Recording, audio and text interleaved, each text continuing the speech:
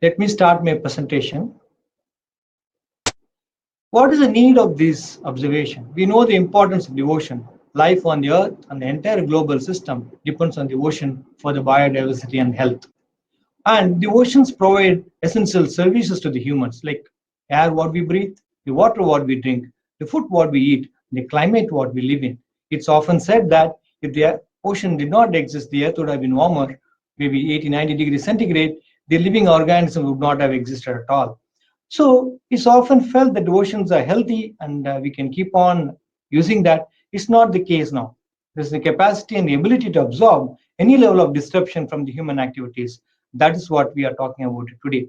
And tsunami in 2004 gave us another dimension about the ocean. Till then, it was considered for transport, fisheries, and recreation. Now, how do you do this observation? What is the uniqueness of it? First, the ocean events are dynamic and that require rapid response to measure.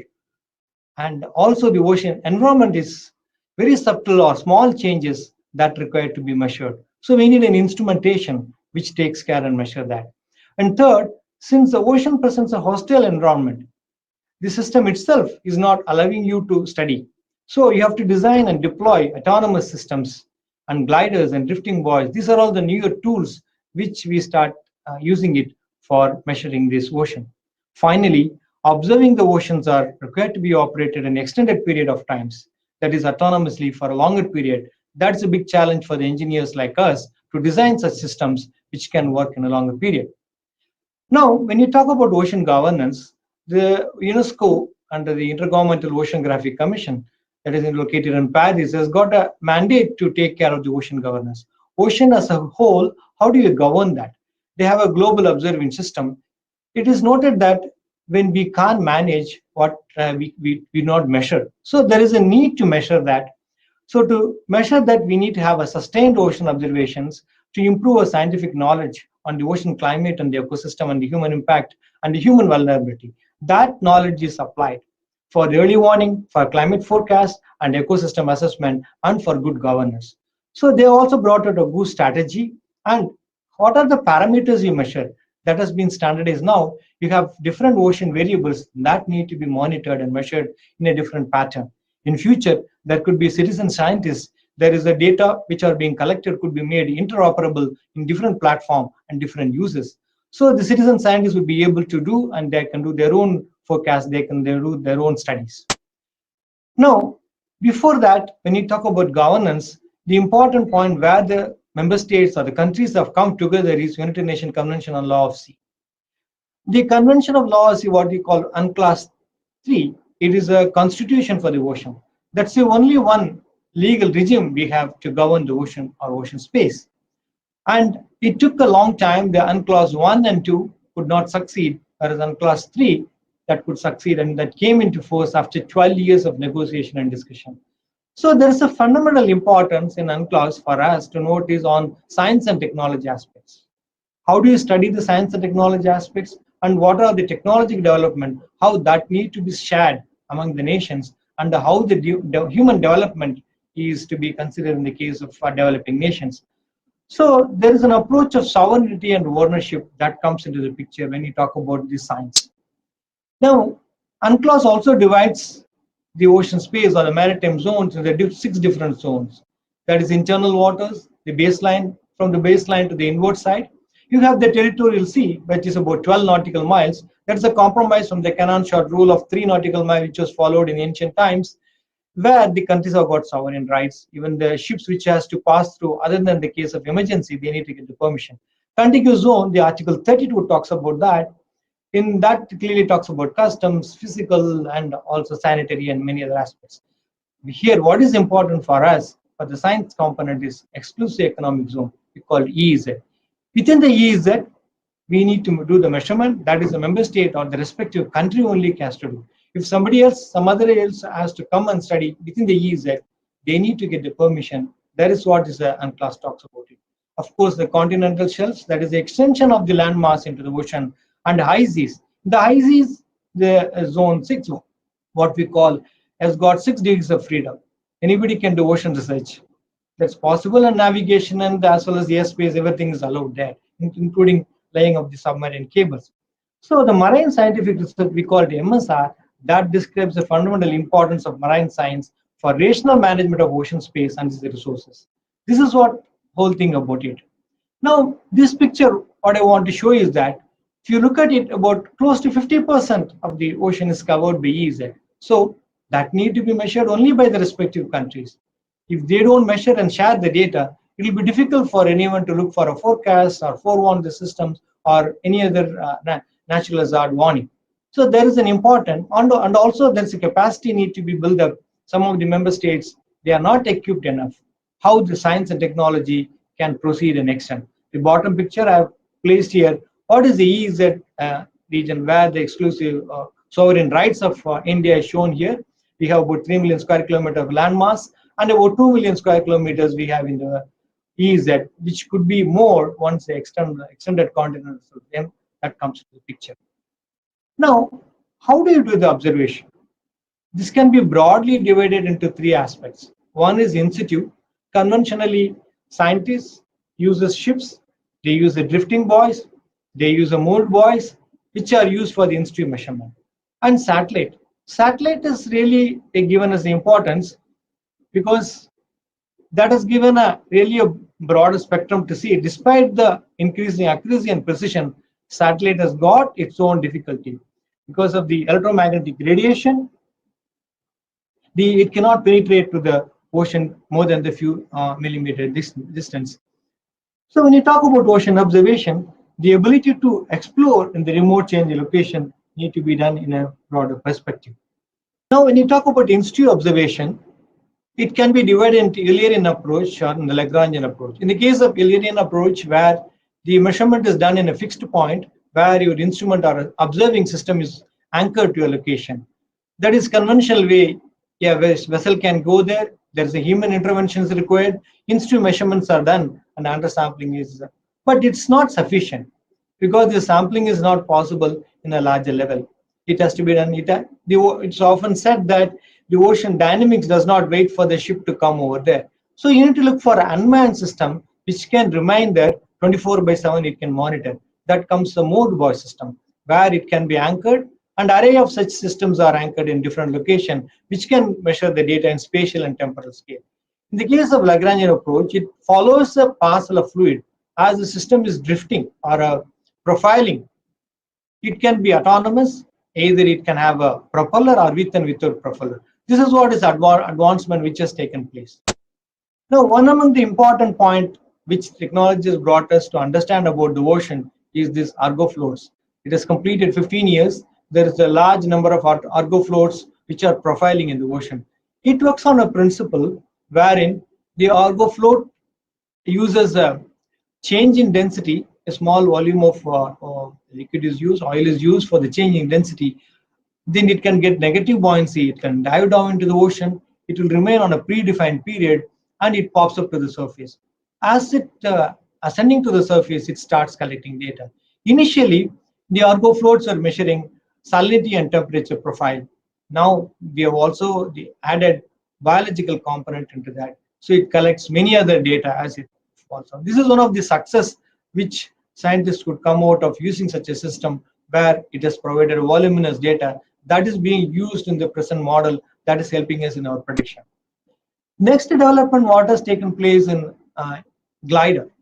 Glider is something similar to Argo floats. Again, it uses the principle of variable buoyancy or changes in the buoyancy, but it has got a wings. That makes it to profile as I have shown in the picture in a sawtooth profile. It keeps profiling us. You can fix a waypoint where do you want to measure. It can go on the trajectory. It measures the temperature, salinity, as well as the depth. It also measures the current and chlorophyll. But it has its own limitation because the speed at which it can profile in the ocean is about 0.25 meters per second. So it takes longer time to measure. But initially it was designed for shallow water. Now deep sea gliders are also available. There is also another version is called Wave Glider, which has come into the picture, which is using the wave energy for continuously profiling. It has sailed for a longer duration, collecting continuous data.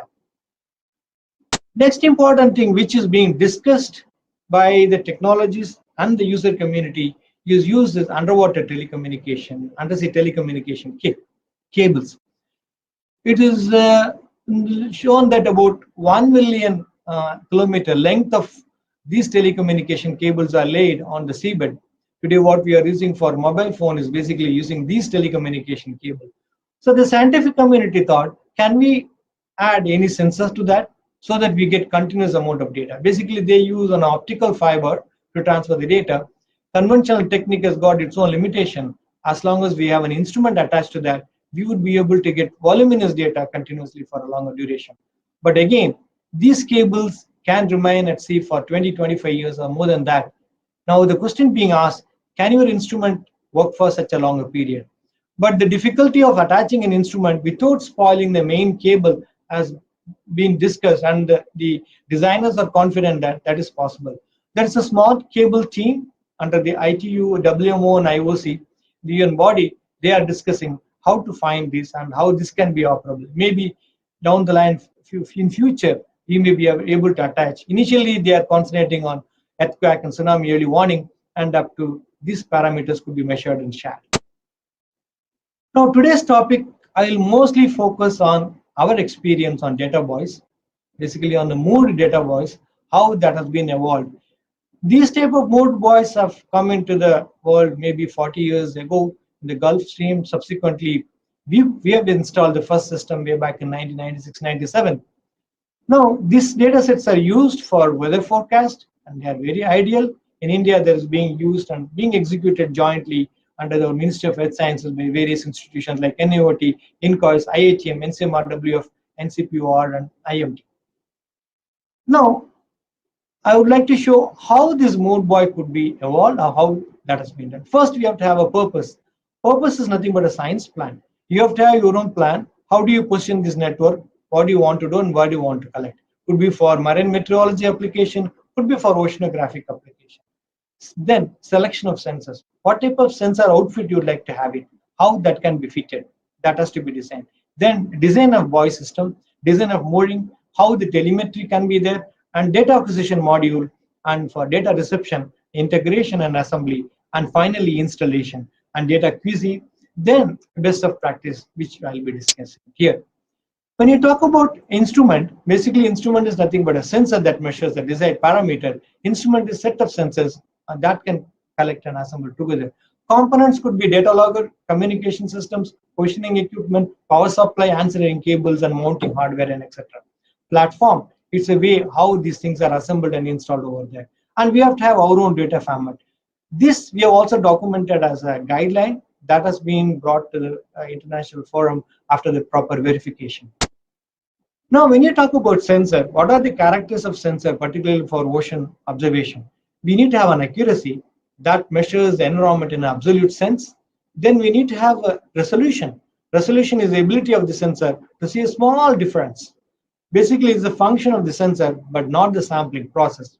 Then repeatability, because ocean environment is so complex, it's the ability of a sensor to repeat the measurement when you put back in the same environment. Then only you will be able to get a quality data. Drift. When you have a long-term measurement, maybe the sensors are deployed for a year or so, how much amount of drift it takes place. Basically, it's associated with the aging of the electronic components and how that is linked to the reference standards. Normally, what we do is we measure these parameters prior to the deployment and after the deployment. Then it gives us a confidence how much good quality of data we are measuring. When you talk about sensors, what type of sensors are there? Basically, on surface winds, anemometer is used, air temperature, air humidity, and precipitation. You'll be surprised to know that, like we have rainfall being measured on the land, we do have 12 stations in the ocean which are measuring the rainfall over there. Rain rate is calculated and transmitted. And radiation, solar radiation, which is incoming and outgoing, that is being measured. This is very important when you talk about heat budget. Now, during this present cyclone also, we are providing TCHP data.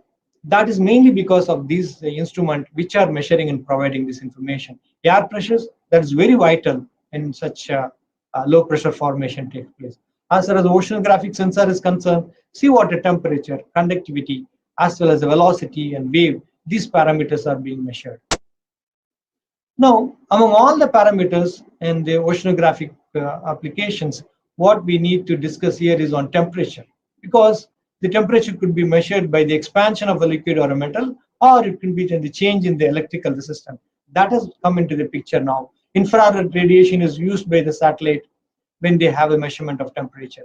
So temperature of a surface ocean gives us information about the global warming. So SST we call it, that is very crucial. So the mood buoy data provides this crucial information. And also we use a conductivity temperature depth profiler which can be fitted along the mooring. Also there is expandable bathythermograph XBT which can be attached to the ship, which conventionally oceanographers have been using for the past 25-30 years. Now, CT sensor as a whole has gone through various changes. The first in situ conductivity temperature analyzer was designed in 1964. You'll be surprised. Now, the salinitic is basically a derived parameter from the measurement of conductivity. The conductivity is measured from the seawater ability to conduct in a small electrical current and is measured through a sensor. This is what is a challenge for us, how this conductivity could be measured by attaching into the mood buoy system. Here, you can note down what accuracy we want. We are talking about plus or minus 0.002 or a resolution of 0.0001 and the stability of 0.0002. This is what is the need for us, because these changes are so subtle. Our measurement should be so accurate and the resolution should be such. So these instruments which are being used are time tested, calibrated, evolved for a longer period that is being used for such application. Then I thought I will talk about current measurement. Conventionally, the current measurements are done by a current meter, which are in a single point measurement, either it can be propeller type or a vane type. The discovery or the invention of acoustic Doppler principle that has really changed our understanding as we are able to get the profile of current. Basically, it works on a principle where the Doppler principle is known to us. Here, the reflection is coming from the planktonic organization that changes the density. So now the ADCPs have come into the market. It can be fitted to a mooring like what we are using, or it can be fitted to the hull of a ship that continuously provide information on the current profile. The current direction and speed could be measured. And a sampling rate of about 1 hertz is possible using such system. Next important point, what we need to know about is on data acquisition and logging. We have collected the data, we have identified the sensor. How do you log the data? It is not only logging the data, how do you keep it, store it for a longer period? A platform should store the data that should be made available to us when we retrieve it. So we have designed our own data acquisition system. So any of the system requires initial prototype development, lab and field testing, industrial product developed. And for such testing method, there is not much of an international standard available. We have tried with our own way, finally the qualification and the field test. Field test comprising of testing it at the site, which will normally cost you about a year, because we retrieve the mooring only after 1 year. So this has to remain for a period of 1 year. So a reliable product evolve after identifying many other small changes that need to be taken care in the hardware and the software. It takes minimum of 2 years. So we have succeeded. Presently, we have such system which are available at sea and functioning there. So we have evolved the test protocol. For example, a vibration test. It has to withstand the wind, wave, because inside the buoy, it has to take care of these environmental conditions. So whether that system is designed for that we have evolved it. Next, we should know about calibration. Calibration is basically, we want a very accurate measurement to be carried out. How that measurements can be calibrated? In the case of seawater, the temperature measurement is done by using a triple point water cell, TPW we call it. That is 3 states of water that is taken as a basic scale that is being used. And also the gallium metal temperature about 29.7646 degrees centigrade, which is accurately known to us. These 2 things are helping us in having a primary standard. There are also secondary standard which are supplied by the manufacturer, which we use it. Another important point, what we thought this is required high precision or high accurate measurement is on water level recorder, which we use it for tsunami early warning. We need to calibrate, because the pressure gauge, which normally we use it in the Borden tube, normally we find in our colleges, it has to measure 1 mm in 6,000 meter accuracy, basically a pressure converted into height of water column. Having shown this, what are the sensor technology, new technology which has come into the market? Now, pH sensor, which is a chemical parameter. Now, there's a new technique called ISFET technique, that is nothing but innovative adaptation of ion-sensitive field-effective transistors are being used. This is the real testing is being done. In future, pH measurement could be possible by this newer technology. What we have done, we have also evolved a field calibration technique, wherein after the retrieval of these sensors, we found a technique by which it can be calibrated and evolved by using onboard the system. So this method has been adopted and has been appreciated by others, and we are trying making them others to use this system. We have published this work also. Now we have to think of designing a buoy. How do you design a buoy which should remain on board, floating at surface? And we need to design by having a model studies. We have done hydrodynamic model studies and initial and the laboratory test. Once the laboratory test is completed, with after successful test on IIT Madras, we have evolved it into a buoy system designed and deployed at sea. This is what is our experience in having such a system. This particular one, what we are seeing is for a tsunami application. We have also designed another buoy system for wave following applications. Next, we need to know about power source. What's a power source that could be used for a long term? Maybe 1 year in the case of mid-ocean buoy. In the case of tsunami buoy, we are thinking of doing it for 2 years. So lithium-ion battery is widely used by primary cell. Then we also thought that why can't we use solar panel with lead-acid battery as another charging system? Here we have evolved a unique method by which if one of them is not working or get damaged, another one can change over it. This is unique design evolved by us. You can see this is working on board and our voice system at different locations. In case of a failure, there is no question of we need to service. Automatically, another power source will take over it and provide the system. When you use such a battery for an unattended buoy system like this, we need to take care of the safety. Safety by which, because these batteries can liberate gases which can be detrimental. So we have got our own way, and this has been universally accepted. We have followed the data buoy cooperation panel standard, wherein a non-return valve is fitted onto that, and we also flush with the nitrogen gas and the pressure relief system. So we ensure that when we retrieve it, all these aspects are taken care on the safety part of it. Now, next is how do you install and design a mooring? The mooring should comprise of a floating buoy with a different distributed buoyancy packages. Buoyancy is nothing but upward movement. We use a glass floats. Glass floats can give a buoyancy. And we also use a special mooring shots which can withstand the load, and subsequently an anchor system. So we use a specialized software tool. We have developed our own tool also. We use the environmental factors collected in our own ocean and ensure that data collected means properly utilized for such design. So selection of mooring component, selection of material, that's very, very important so that the failure rate is minimal, mainly because of the mooring system. Now, having seen all, now we are ready. The whole system has been evolved. We have a buoy system, we have designed our mooring system, we have our components ready, we have evolved the telemetry system, and we have got our own data logger. Now we have to find a suitable location where this need to be deployed and start collecting data. Now, when you talk about the important aspect here is a ship, or we call it the research vessel. Research vessel plays a major role. Without these research vessel, it will be difficult for anyone to go and install such a system in the sea. These moorings are deployed from 20-meter water depth to 4,500-meter water depth. How do we go there and install?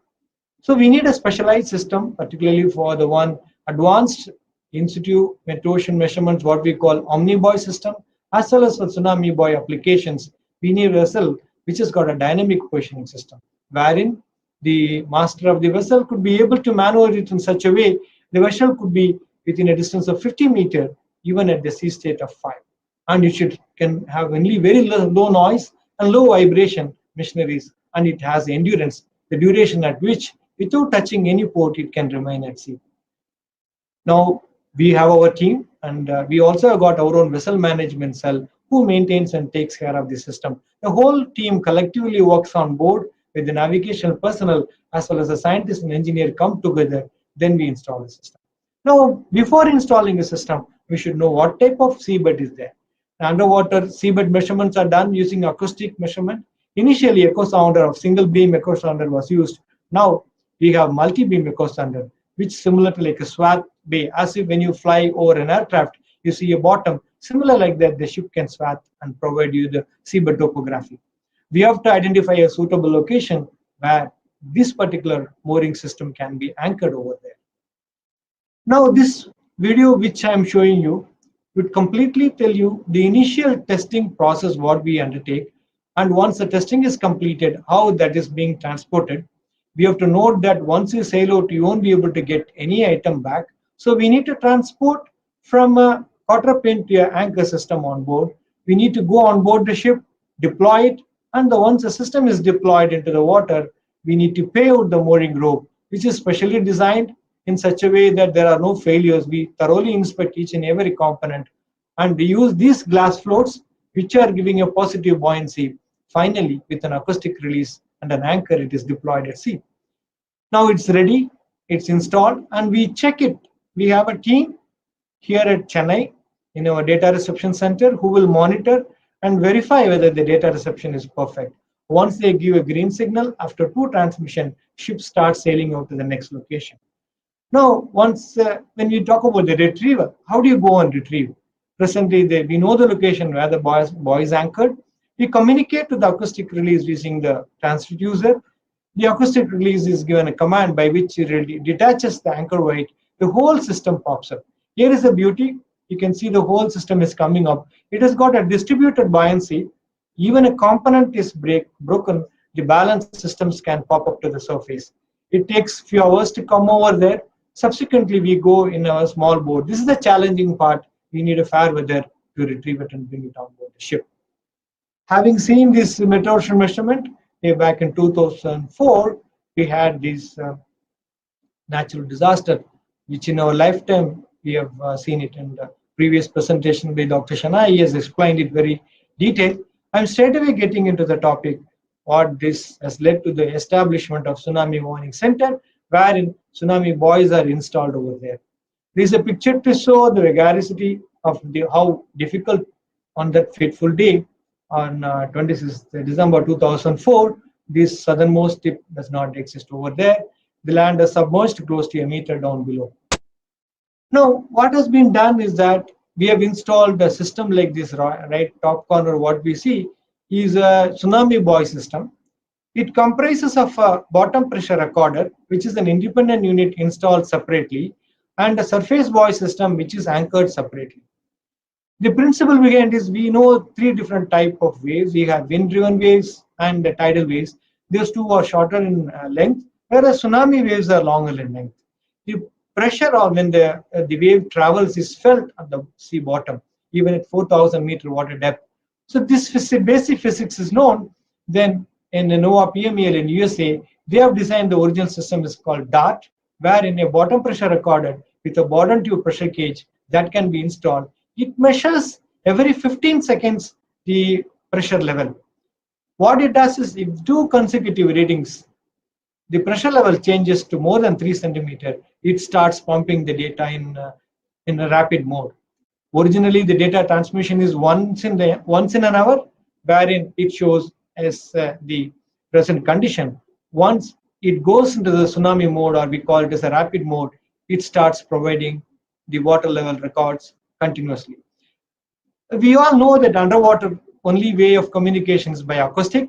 So we have to position, the bottom picture talks about positioning these two systems together. You have the water column of 4,500-meter water depth. You have to position this bottom pressure recorder, which is co-located at a distance of about 300 meters on the seabed, so that the cone angle of acoustic transmission is about 30 degrees. Then there is a communication established between these two systems underwater. This is verified before deployment. Once it is successful, only the team leaves.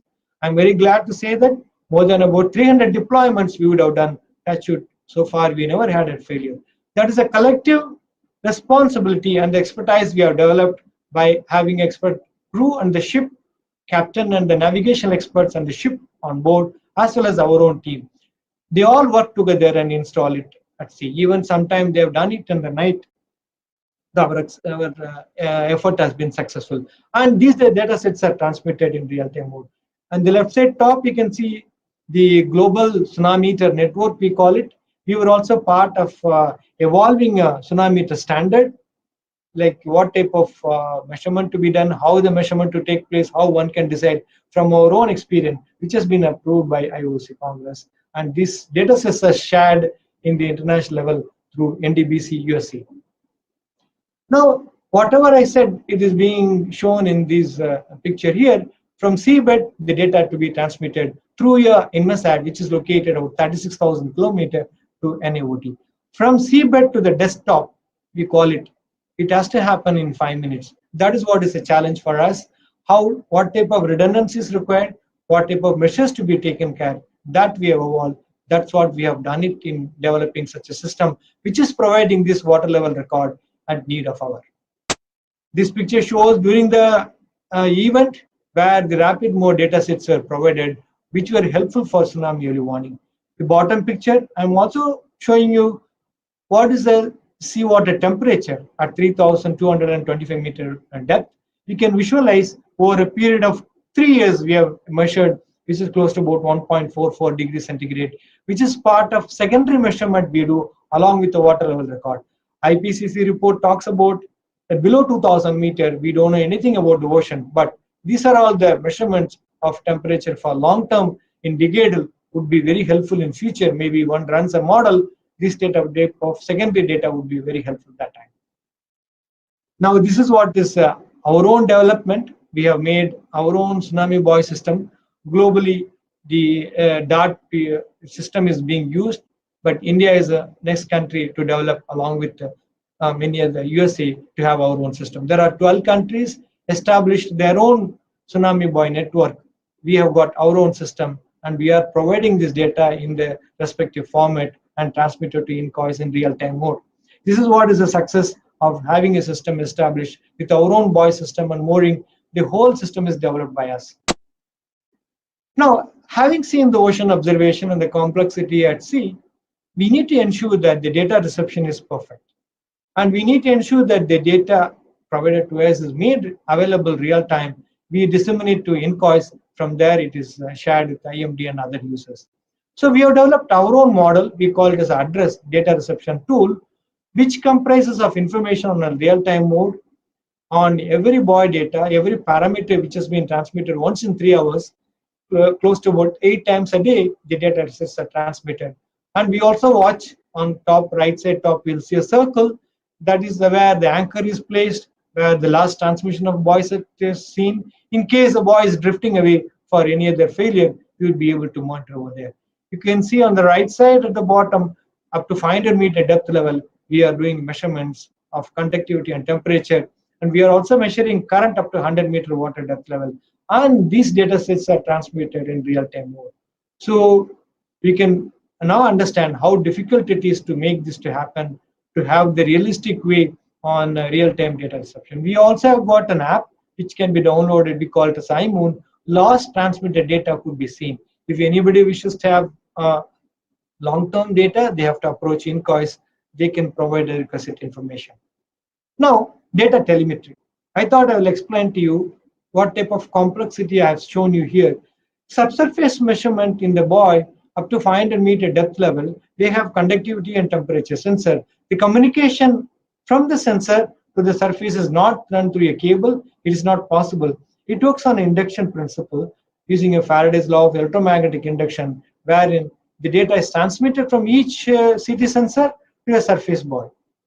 Then from surface buoy, it comes either through Inmarsat, that is approved satellite telemetry, and also we also use INSAT, Indian satellite, because it has got its own limitation of not having a footprint in all location, and it has only one-way transmission. Inmarsat, it's possible to have two-way transmission. But the challenge with Inmarsat, with any other globally used communication, is it consumes more power and there is a latency. And close to the shore, we also have developed a system which can work on GPRS. Now, from there, after data quality check in NAOT, the data sets are shared with INCOIS. And in ASCII format, that data sets are given to user. Subsequently, Under the international agreement with the World Meteorological Organization, the datasets are shared in GTS format and real-time mode. The GTS format, marine data as well as the SST data is shared in the GTS format, which is converted and shared in automatic mode. And then the GTS agents it's got a WMO WIGOS system. WIGOS system comprises of many other such observation tools where the datasets are commonly stored and made available through a nodal organization of each country, in this case, India Meteorology Department, where a permanent representative is Director General of IMD. This is a system is being used as far as the mid-ocean is concerned. We also collect data from each sensor. We call it as high resolution data that is available only once in a year when we retrieve the buoy system. These high resolution data sets are again shared with INCOIS on a real-time mode.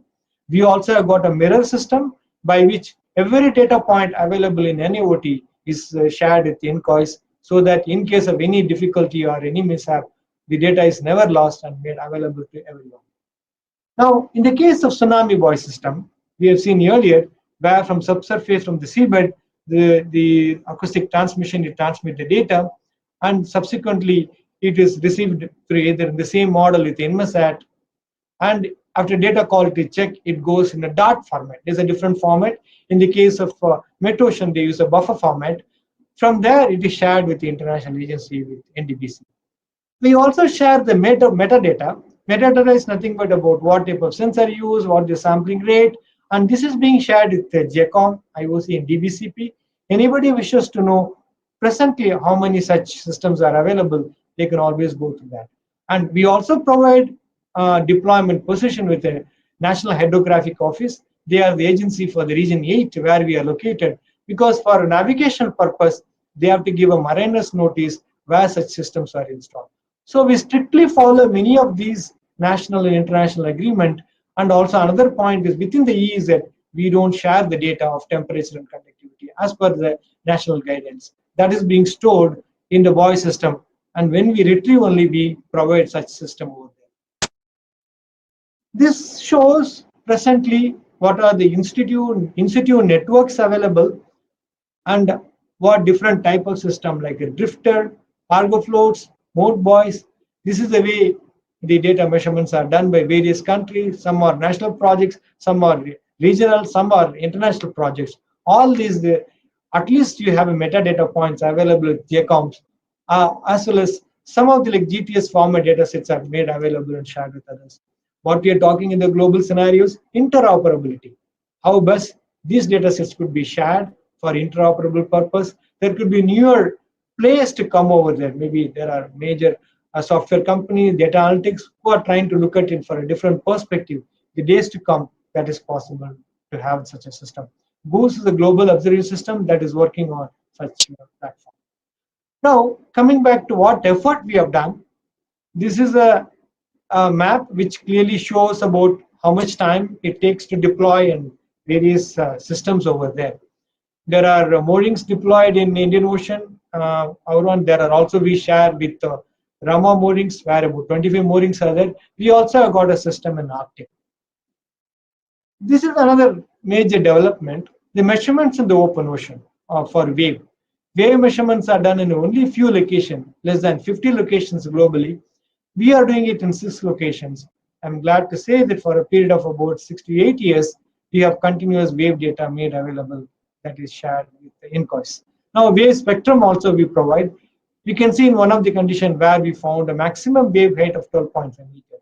We also provide a wave spectrum that is made available for researchers to study further. Now, we are part of an international collaboration where the Pacific Marine Engineering Laboratory, PMEL, they collaborate to have a global tropical mode buoy system. This is an array deployed along the equator globally as well as in specific locations. We are part of an Indian Ocean region where under the agreement between the MOES and NOAA, we collaborate with them. They come with the equipment. This is one way of sharing the expertise, another way learning from them. They have been working in this field, and we learned a lot by this collaboration and understand finer details how we can fine-tune and face the challenges what we face in having these experiments conducted at sea. And these data sets are available. Anybody would like to see, we call this REMA Rama program. you can click and get the information.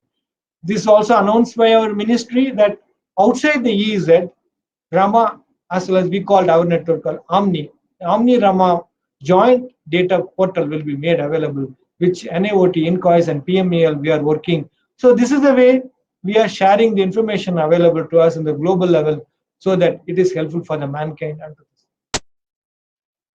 Now, how do you compare the satellite data and how these ocean institute measurements are helpful? You can talk about satellite measurement where SST and surface salinity is measured. It has got its own limitation when you look at from the top.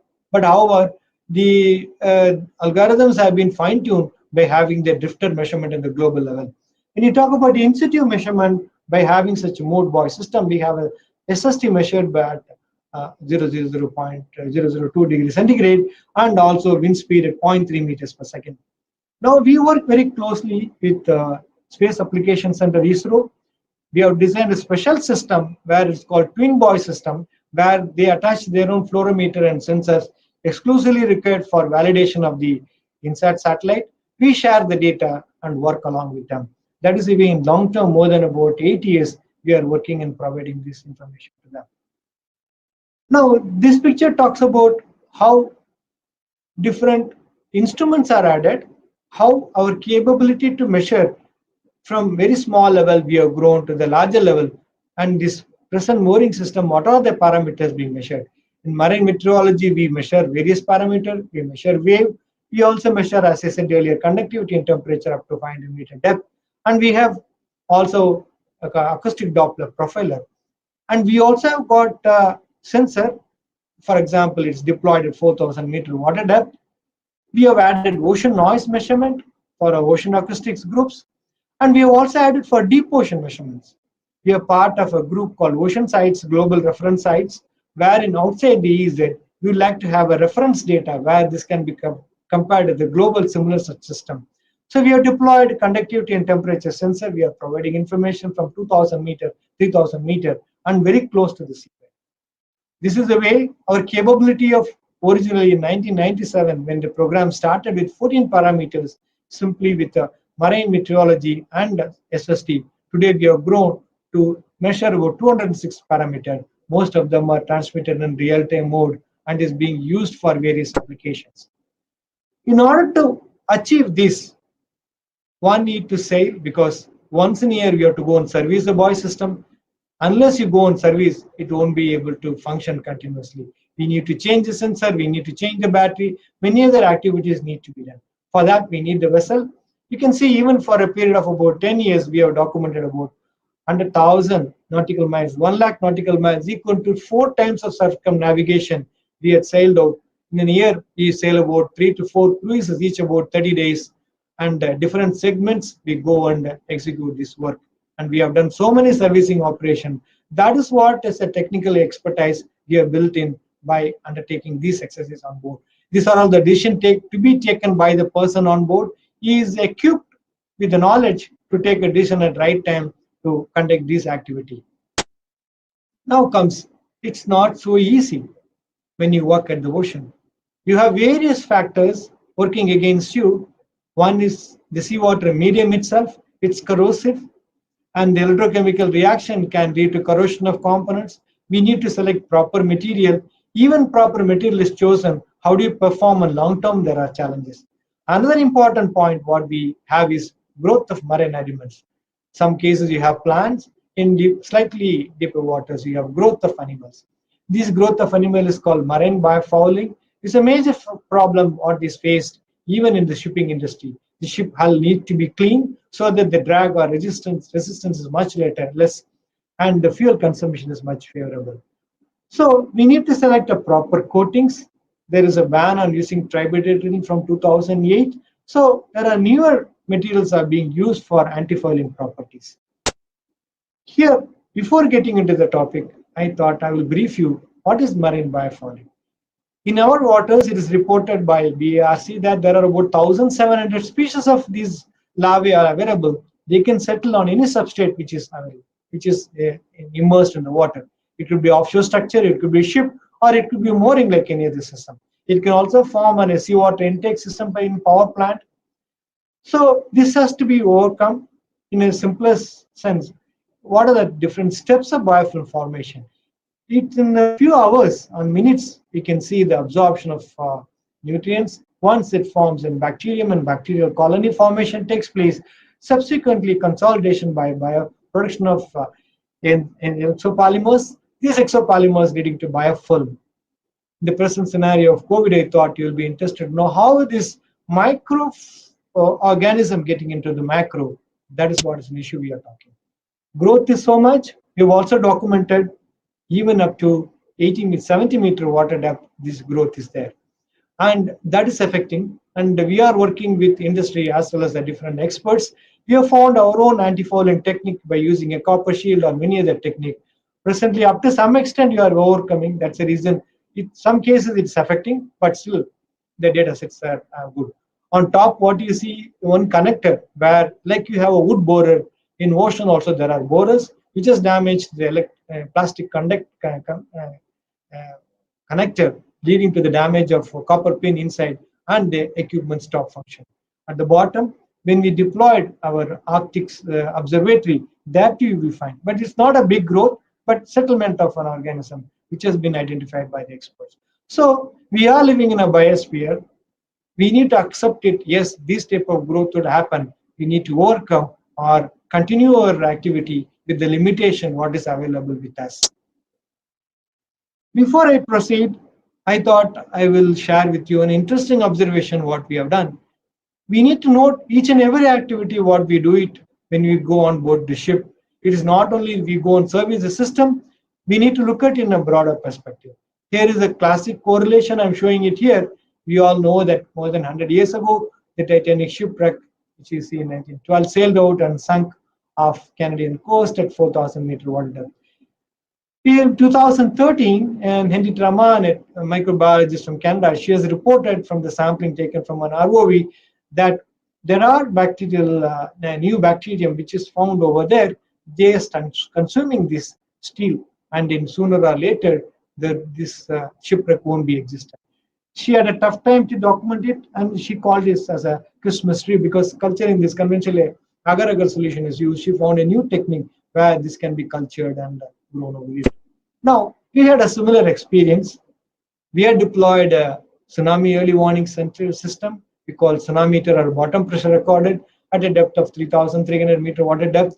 When we retrieved, after a period of about 18 months, we found growth on the surface. Thanks to our colleagues on board the ship, even though they were busy in the late evening or night, they have to redeploy it. They found that it is very interesting to preserve this. And they brought this material and taken a picture of this.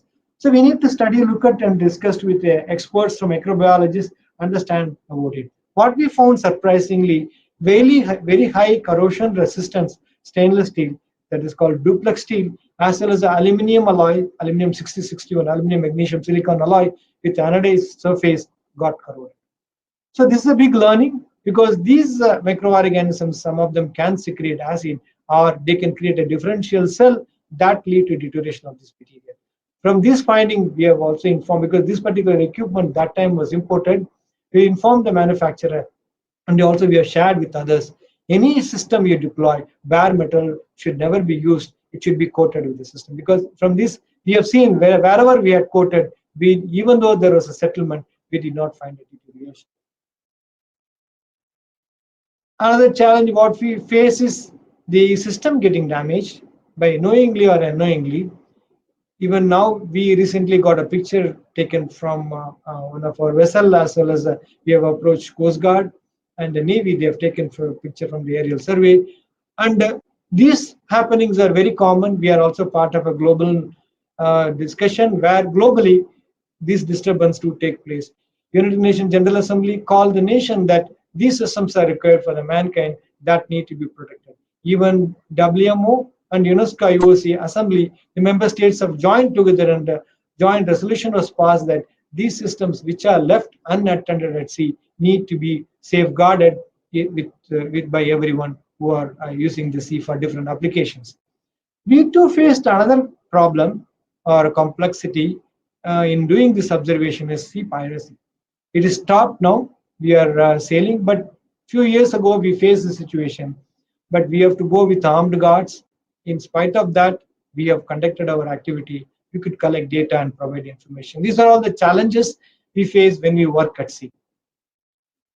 Next, our ministry had given this work of installing a system in Arctic because National Center for Ocean and Arctic Research in CPOR, they have decided to work on a teleconnection.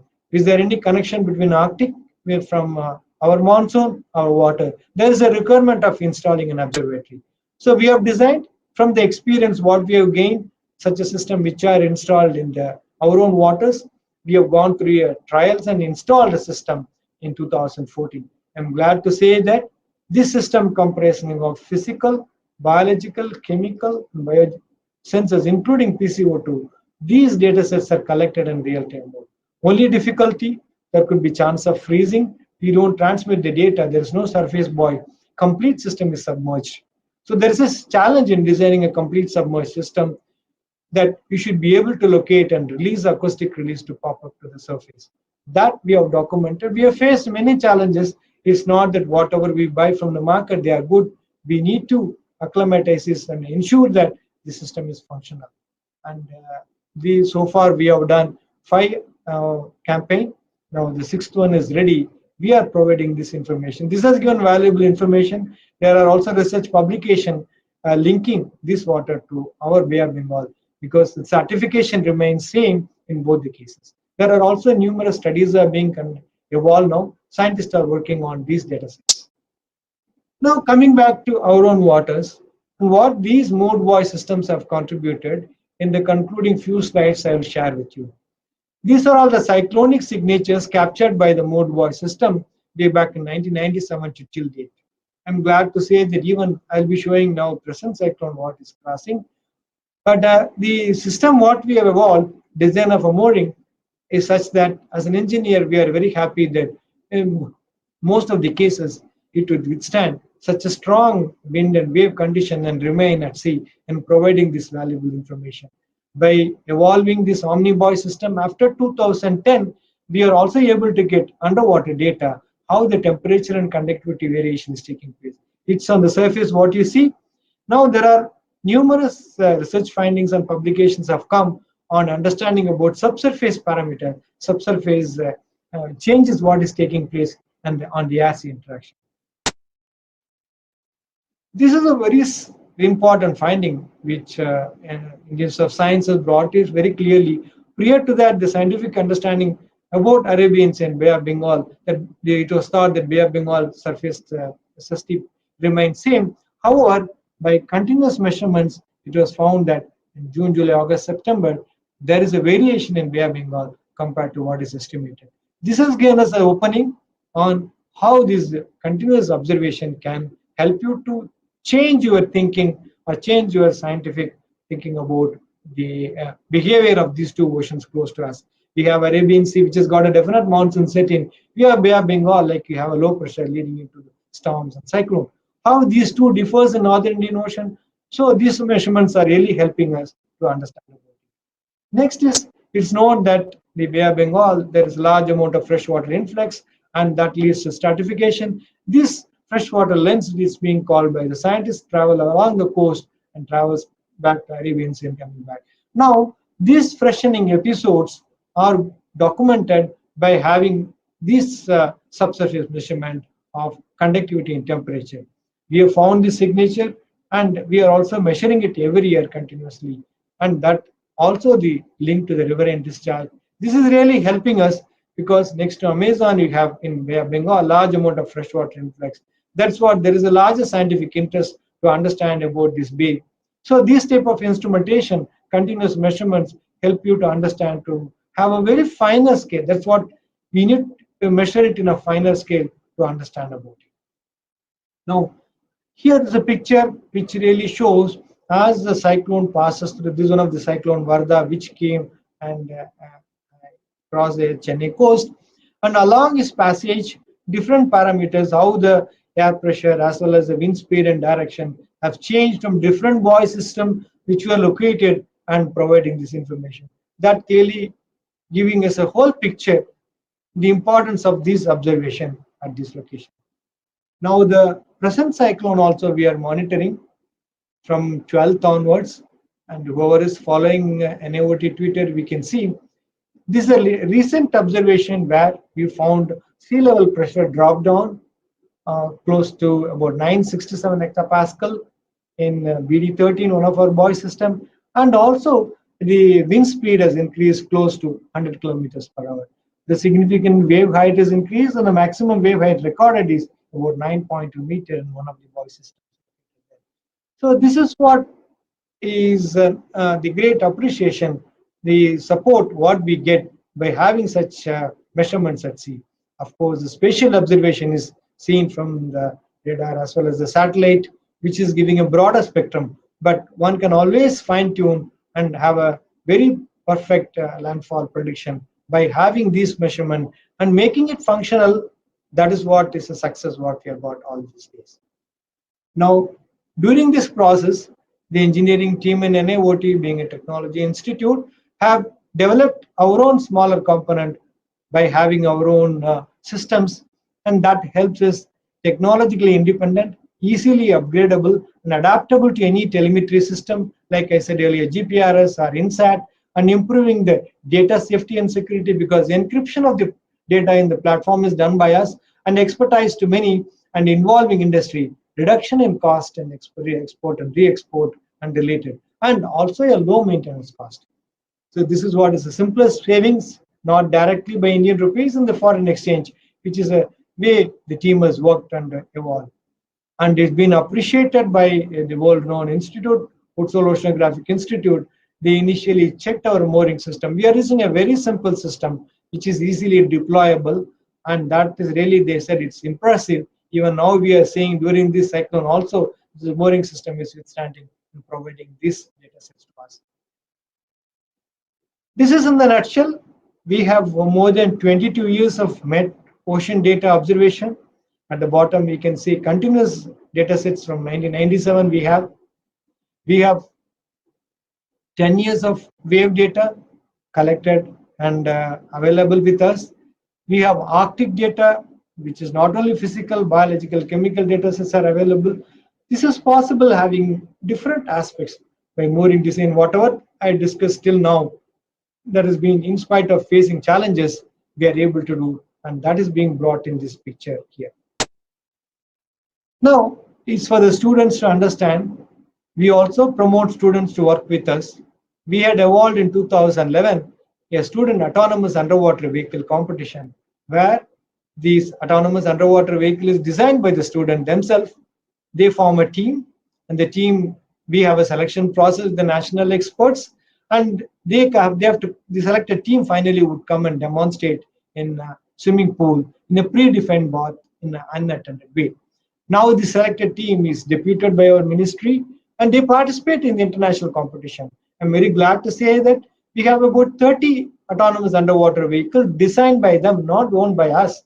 And everyone is having a different way of designing and performing the same task. And also I'm glad to say one startup has come, one of the college team from this have evolved, and now they are producing their own AUV. They are also servicing to the industry. That is the way, whatever little information we have shared and motivated these youngsters to demonstrate and have their own system. Now they are also competing with another competition in Singapore and in Europe. And I'm glad to say IIT Bombay could reach up to finals last year, competing with 47 teams in USA. This is a team when they have gone in San Diego. Very, very interesting development. I'm very glad to see such a good AUV is designed by them. And it has evolved over a period. Now I'm sure that they will be continue this activity.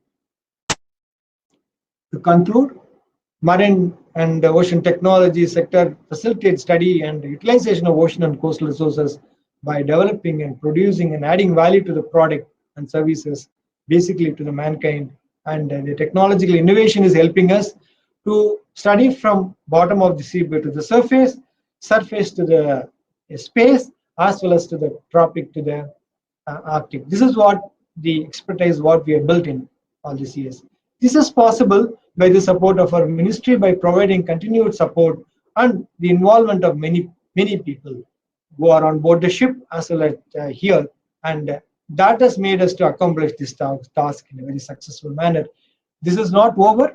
We are continuing our journey and learning and providing this information, getting ourselves augmented with the latest information. Soon, there will be more amount of data sets will be made available. There is a need of data scientists who have to look at it in a different perspective. That will be directly useful for the models, and the prediction will be more accurate. And that is the way we would like to contribute. Thank you very much for your patient listening.